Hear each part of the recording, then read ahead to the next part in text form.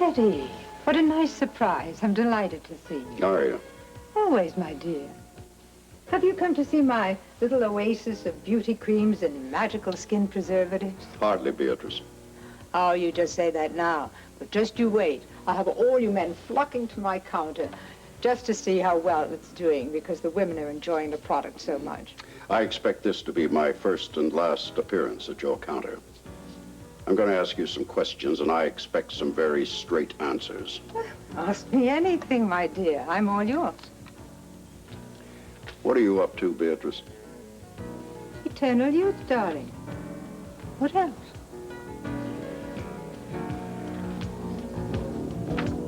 Hard to believe that our boy Blackie could have had so many run-ins with the law back in his early days. Yeah, I know, just one thing after another. But I still don't think of Blackie as being a bad kid. Just a kid with a great talent for being in the wrong place at the wrong time. I know, I was there once or twice when it happened. Rap sheet's a rap sheet, Bert. Yeah, and this here is a long one. Yeah. Still doesn't quite prepare you for the mess he's in at the moment. Robert, I still can't believe it. Nevertheless, it's true. Our former hot-headed juvenile delinquent has now made it to the big time. Indictment for manslaughter.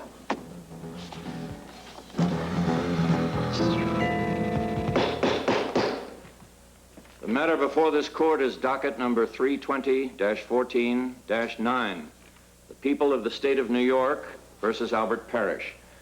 The indictment having been read, I now ask the defendant, Mr. Parish, how do you plead?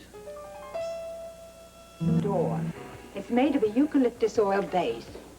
You put it on gently, Teddy, before you go to sleep, and it does wonders all through the night for your Damn it, skin. woman, I am not here to buy goo. Well, that's a shame, dear, because I have another one here that would do you a world of good. It's a vanishing cream. Well, why don't you use it, Beatrice? Gallons of it, and vanish right out of my life. I do so love it, Edward, when you're being amusing. I'm not trying to be amusing. I want you to stop disrupting my family life. Do you really think this is the place where we should discuss your family life? I don't care if we're perched on top of Town Hall, and this is not a discussion. It's going to be short and to the point. Oh, go right ahead. What are you doing here? What do you want? What do I want? Is that the question? Why are you here in Port Charles? Now, don't beat around the bush with me, Beatrice. I demand a straight answer. Is that all? Oh, my goodness. I could answer that quite easily. Well, then do so. Oh, excuse me, dear. I'll be with you in a minute. Ravaging of science. Who's calling, please? Oh, Mrs. Timmerman, how nice to hear from you. Can I help you? And how are you getting on with the cactus plant cream? Oh, I am surprised to hear that. Well, remember, soak the cotton thoroughly and be sure you stroke up. Yes, dear, that's very important. Always up. That's right. Never down. Up, up, and up. Oh, believe me, it's my pleasure, dear. And do try it tonight. You'll be astonished with the results in the morning. Right. Please do, yes. What? No, my dear. First the cream, then the cleanser. That's right. Please call again, Mrs. Timmerman. Goodbye. Excuse me. The oil we're using in the herbal wrap? Yes, my dear, what about it? Is there vinegar in it? An odd question. There are 27 ingredients if you read the label. One of them is apt to be an imported vinegar. Why? I just wanted to be sure I was using the right one. Oh, I'm quite sure you are. And don't worry about the vinegar. It has properties in it that are as old as the Cleopatra herself. Really? Yes. That's fascinating. You just keep on using the creams, and I'm sure you'll be astonished with the results. I will. And thank you. It's my pleasure. Where were we? Well, we weren't discussing eucalyptus oils and cactus. Oh, why, mon cher, I do apologize, but you can see how busy I am. Well, that has nothing to do with my question. Oh, your question? Oh, I'd quite forgotten. Well, I haven't. What do you want? Plain and simple, straight to the point. What do you want? Well, why didn't you ask? I did. What's the answer? Well, the answer is as simple as the question. I am a mother. Well, good Lord, I know that. You didn't let me finish, did you? I am a mother who loves her son. Our son, Edward, yours and mine. Will you forget the ancient history and get on with it? Oh, isn't it obvious? I want Jimmy Lee to get all the benefits that a son of yours deserves. I'm telling you, Bert, this Blackie thing has really got me worried. I mean, it's a foregone conclusion. He's going to draw a sentence. Yeah, I agree with you, Robert. And no matter what the circumstances were, there's still a death involved, and most judges feel that rules out probation. Then there's a business of where he's going to be asked or sentenced and remanded to serve that sentence. I mean, we all know what's going to happen if he's thrown in with a hardened lot like that at Osterwald. Well, maybe the kid will get lucky and the judge will sentence him to Hudson or some other minimum security prison. Hudson, at least he'd stand a chance. But frankly, Robert, I wouldn't count on them sending him to minimum security. Why not? I mean, the circumstances of the crime justify the facts. Look, his attitude is clouding. He keeps insisting he's guilty. Worse than that, he acts as if he murdered Lou in cold blood. Damn it. His attitude's been exactly the same ever since this whole thing broke. I'm aware of that, too. But, you know, I still don't understand it. Well, I think I do. Got to realize that basically Blackie's a decent kid. I certainly agree with that. And it's the same sense of decency which is motivating him now. How? His sense of remorse is so overwhelming, or should I say, rather, his guilt is so strong that he feels he's just got to punish himself. Well, I can understand that, but at the same time, doesn't he realize he is only making it worse for himself? No, because out of guilt, he's so misguided at this point that he feels that he needs punishment. And he's incapable of helping himself. I'll say one thing for him. He certainly is consistent. Ever since the first night when I questioned him, he's never said anything to mitigate the circumstances or put himself in a better light. Because psychologically, he can't. Now, I can only hope that today's court proceedings might trigger something. Trigger something in what way? To realize he's in big trouble. If what goes down in the court today really scares him, he may just decide to put his best foot forward and get the judge on his side. Mr. Parish, is that all you have to say regarding the events leading to the death of Louisa Swenson? Yes, Your Honor. You're certain you have nothing further to add? No. In the interest of justice to the defendant, I feel I must be compelled to pursue this further. Do you understand the nature of these proceedings? I do. Told you I'm guilty, Judge, all right? I told you all about that night. There's nothing else to tell you. Yes. Yes, your testimony is part of the record, but what I want to be sure you understand is that now you have an opportunity to add to that record or change it. I can't change it. Why do you say that? Because I'm guilty. Will you pursue that, please?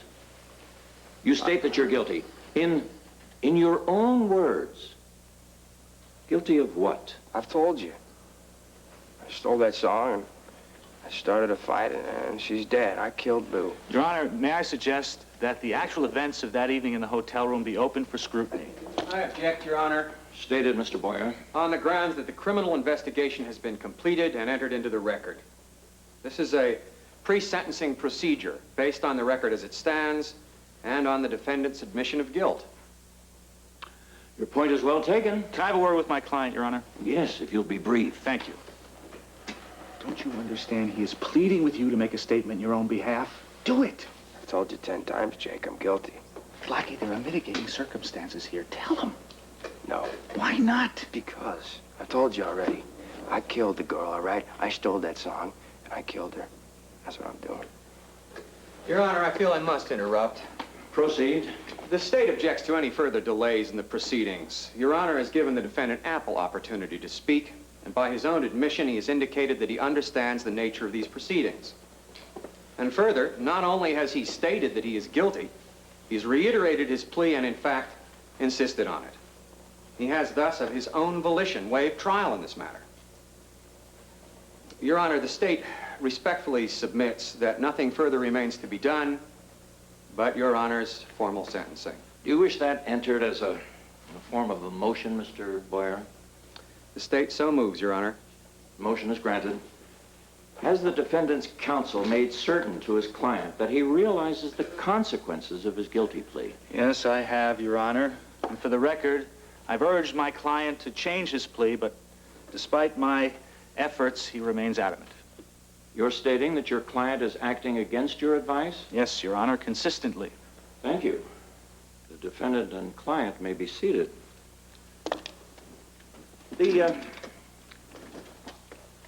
The court has before it the probationary department's report of the defendant's prior record. And while that record may not be admissible in a trial, it is pertinent in determination of the sentence to be imposed. Therefore, I will now review that record before imposing sentence. Thank you so much, ladies. I hope you'll tell your friends what we have for sale here. Oh, we will. Everything's so beautiful. Thank you. And of course, remember, all the profits go to help the needy children on the waterfront. We know, and I think it's just wonderful. So do I. We can buy all these lovely items and still help the unfortunate. That's right. Well, feel like lunch, Holly? Oh, do I? I'm starved. Oh, good. Why don't you take a break and we'll go have a bite at our health bistro? Sounds wonderful. Could you take over for me, Betty? Of course, Mrs. Scorpio. I won't be long. We're just going to be eating right here at the spot. That's fine. Take your time. I love waiting on the customers. So, how's it going? Well, so far, it's been very encouraging. Sales really seem to be picking up. Good. Glad to hear it. I need hardly tell you that I'm here to help in every way I can. Well, we really appreciate it, especially the space. Well, I'm looking forward to a long association with your charity. You've been very generous. Believe me, it's a pleasure. As the saying goes, charity begins at home. Don't you agree? And another thing, as far as Jimmy Lee is concerned, I have been the soul of charity. Oh, I know that, Edward. You've always been very generous. No, don't patronize me, Beatrice. When that boy arrived here in Port Charles, he didn't have one thin dime to his name. I know. Well, then you also know that I put him in business. I'm solely responsible for his survival. Hello. You understand what I'm saying, Beatrice? As far as Jimmy Lee is concerned, I have extended myself beyond measure. I have done far more than most men would have done. Oh, I know you put him into business, darling. You needn't labor the point. Well, if you're aware of that, how can you possibly say that you're here to see that he gets what he deserves? Because, my darling, as it's true you put him into business, you could equally well put him out of business. It's as simple as that. Oh, that's ridiculous. I don't think so. Damn it, woman. Can you point out one thing, one single thing that I've ever done to hurt that boy? Easily. What? Well, I can make a long list, but just to give you a recent example. When you had your heart attack, you gave your power of attorney to Alan, not to Jimmy Lee, to Alan. Yet they're both your sons. Well, that's totally beside the point. I think it is the point. Why didn't you give both your sons joint power of attorney? Well, because it never crossed my mind. Oh, Edward, but what did cross your mind was to give Alan total control of ELQ. All right. But the fact remains that stupid incident has nothing whatever to do with why you're here. Au contraire, I think it has everything to do with why I'm here. It's a perfect example of why I'm here. In what way? I swear I don't know what you're driving at. Oh, my dear, do I have to bring it down to simple terms? One, you have acknowledged Jimmy Lee as your son, right? Well, of course I've acknowledged him. It's no secret. I've been totally open and above board about it. Well, I could argue that point, but you'd be terribly baffled. So I'll get to the bottom line. Well, at last. I want Jimmy Lee to get more of the benefits a son of yours deserves. Benefits? What the hell kind of benefits are you talking about? I'll tell you. But at the moment, I'm famished. You're what? Famished. Look, darling, you sit here and wait for me, and I'll go to the snack bistro and get us a little something to nibble on. I don't want to nibble. You must. It'll keep up your strength. Would you like a little veggie drink? What I would like is for you to finish with this insane idea that you have. Oh, I intend to, darling. When I return, I'll tell you just under what conditions I'll leave Port Charles. That sounds like blackmail. Oh, no, Edward. It's incentive. Surely you agree, incentive isn't a crime.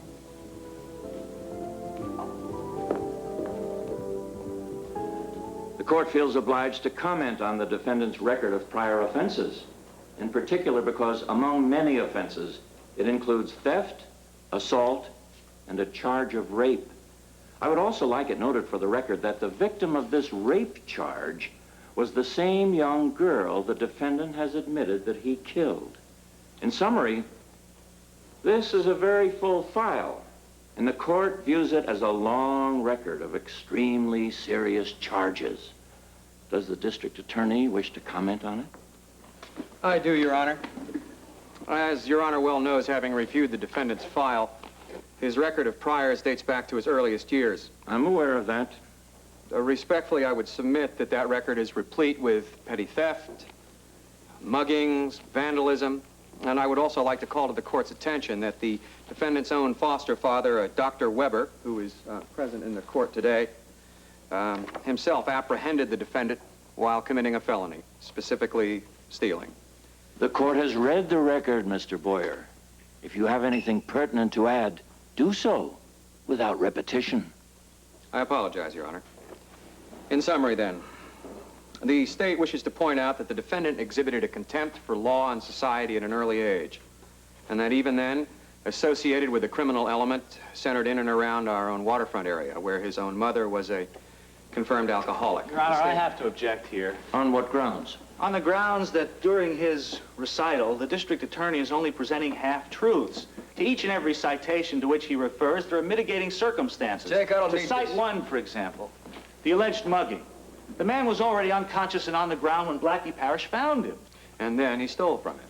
Well, let the counsel finish, Mr. Boyer. Thank you, Your Honor. Yes, he stole from the man who was lying unconscious on the ground. Yes, he took his money, but solely because in desperation he needed money for his mother's burial. Link, I don't need this, all right? I told you. The defendant is interrupting his own counsel. Mr. Parish, will you please take your seat? No, I will not. I don't need no one making excuses for me, all right? And that includes you, Jake. Now, get this over with. What are we doing all this for, huh, Judge? The court urges counsel to tell his client to maintain proper composure. Your Honor, I would like to request that my client be released from custody. I think counsel is way off. Will you please let me finish, Mr. Boyer? I'm sorry? Go ahead, Mr. Meyer. Thank you. Be temporarily released from custody for the sole purpose of going to the funeral home and paying his last respects to the deceased Louisa Swenson. Mr. Boyer, do you have any comment on this request? No, Your Honor. The court finds the request not without some merit. So finding, we will now recess while I consider the request and determine if bail should be set, and if so, the amount of bail. When we reconvene, I'll not only address the issue of the defendant's visitation to the funeral home. To expedite these proceedings, I will also set the time for pronouncing sentence. This court stands in recess. Thank you, Your Honor. You really should try some of these raw veggies. The jicama is divine. Beatrice, I warn you, my patience is running thin. It always has, dear. But let's continue. Now, where were we? You were about to tell me what it would take to get you out of Port Charles. Oh, yeah, that's right. Did I mention incentive? You did. Good. $500,000. What? My incentive, dear heart. $500,000. Well, it's a nice round figure. Yeah, I think so. 1.5 million? Yeah, but that's not all. Good Lord, you want more? Oh, not for me. I'd be quite content with $500,000. Well, what more are we talking about? More what? More money. Not for me. For Jimmy Lee. All right. Go on. I might as well hear it all. I want you to treat Jimmy Lee like a proper son. What the hell's that supposed to mean? Well, I'll tell you.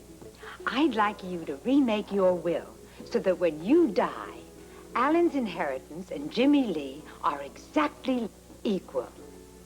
Equal? Exactly equal. Those are my terms, Edward. If you want me to leave town.